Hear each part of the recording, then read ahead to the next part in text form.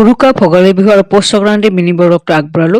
এনেকে আমাৰ বেংগলী যিহেতু পৌষ সংক্ৰান্তিত আমাৰ এনেকুৱা পূজা কৰা হয়, ইয়াক বাস্তা পূজা বুলি কোৱা হয়। আৰু এইপিনে বাস্তা পূজা কৰি উঠি আমাৰ পিঠা পনাত লাগি গৈছে মা বৌ আমি সকলোৱে মিলি, ময়ো বনাইছো দিয়ক, সকলোৱে মিলি পিঠা পনা বজাৰ। আপোনালোকে কি কি পিঠা বনালে? যিহেতু বিহুৰ বতৰত সকলোৰে ঘৰত পিঠা পনা হয়, তো এনেকে বিভিন্ন ধৰণৰ পিঠা, ৰং বিৰংগী পিঠা আমি বনালো। তাৰপিছত আমাৰ ঘৰত উৰুকাৰ ঢেৰ আয়োজন কৰা হৈছে। উৰুকাৰ ফালে আমি আগবাঢ়ি যাওক বলক। এইফালে আমাৰ উৰুকাৰ আয়োজন কৰা হৈছে ধুনীয়া ধুনীয়াকে। চাওক, এইফালে আমাৰ দাদাহঁতে আজি ৰান্ধনি হৈছে, আমি সকলোৱে অলপ যোগালীহে হৈছো, সকলোৱে যোগালী দিছো এনেকে কটা মেলা কৰি। আৰু ঘৰত যিহেতু বহুত মানুহ আমাৰ, সকলোৱে মিলি চাদত ধুনীয়াকে উৰুকা খালো। সকলোৱে মিলি উৰুকা খালে বহুত ভাল লাগে। উৰুকাৰ আইটেম আছিল আইৰ মাছ এটা ডাঙৰ, পাঠাৰ মাংস, মটন, বেঙেনা পোৰা, বিলাহী পোৰা, ফুলকবি ভাজি, পাপৰ ভাজি, ভাত, দালি।